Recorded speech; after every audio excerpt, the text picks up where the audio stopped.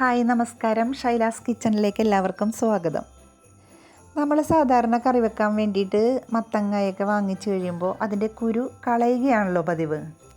പക്ഷേ ഇനി ആരും ഈ മത്തങ്ങക്കുരു ഒന്നും കളയല്ലേ കേട്ടോ.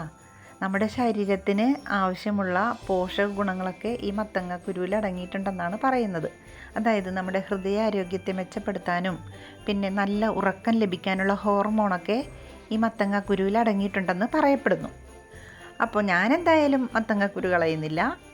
ഞാൻ ഈ മത്തങ്ങക്കുരു നല്ലതുപോലെ ഒന്ന് കഴുകിയെടുത്തിട്ടുണ്ട്. അത് 2-3 പ്രാവശ്യം കഴുകിയെടുക്കുമ്പോഴേക്ക് അതിൻ്റെ വഴുവഴുപ്പും നാരും ഒക്കെ മാറി നല്ല ക്ലീൻ ആകും കേട്ടോ.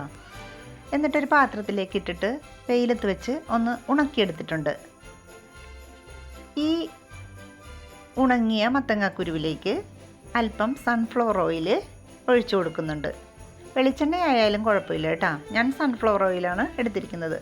പിന്നെ ആവശ്യത്തിനുള്ള ഉപ്പും പിന്നെ ആവശ്യത്തിനുള്ള മുളക് പൊടിയും അല്പം മഞ്ഞൾപ്പൊടിയും കൂടി ഇട്ട് നമുക്ക് നല്ലതുപോലെ ഒന്ന് യോജിപ്പിച്ചെടുക്കാം.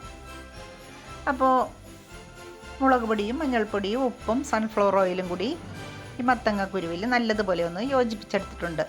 എന്നിട്ട് ഒരു ഫ്രൈങ് പാൻ അടുപ്പിൽ വെച്ച് ചൂടാകുമ്പോഴേക്ക് നമുക്ക് ഈ മത്തങ്ങക്കുരു ഒന്ന് അതിനകത്തേക്ക് ഇട്ട് കൊടുക്കാം. കുറച്ച് നേരം കഴിയുമ്പോഴുണ്ടല്ലോ മത്തങ്ങക്കുരു പൊട്ടാൻ തുടങ്ങും. അപ്പോൾ പൊട്ടി ഈ മത്തങ്ങക്കുരു വരുമ്പോഴേക്ക് നമുക്ക് ഇത് പാകമായി എന്ന് മനസ്സിലാക്കാൻ സാധിക്കുന്നതാണ് കേട്ടോ. അപ്പോൾ ഇനി മത്തങ്ങക്കുരു ആരും ഒന്നും കളയല്ലേ. ഇതങ്ങനെ തന്നെ കഴിക്കാം കേട്ടോ. ഈ ഫ്രൈ ചെയ്ത മത്തങ്ങക്കുരു അങ്ങനെ തന്നെ നമുക്ക് കഴിക്കാം. അപ്പോൾ പറ്റാവുന്നവരൊക്കെ ഒന്ന് ട്രൈ ചെയ്യണേ. ഇനി അടുത്ത വീഡിയോ ആയിട്ട് വരുന്നത് വരെ എല്ലാവർക്കും നന്ദി, നമസ്കാരം.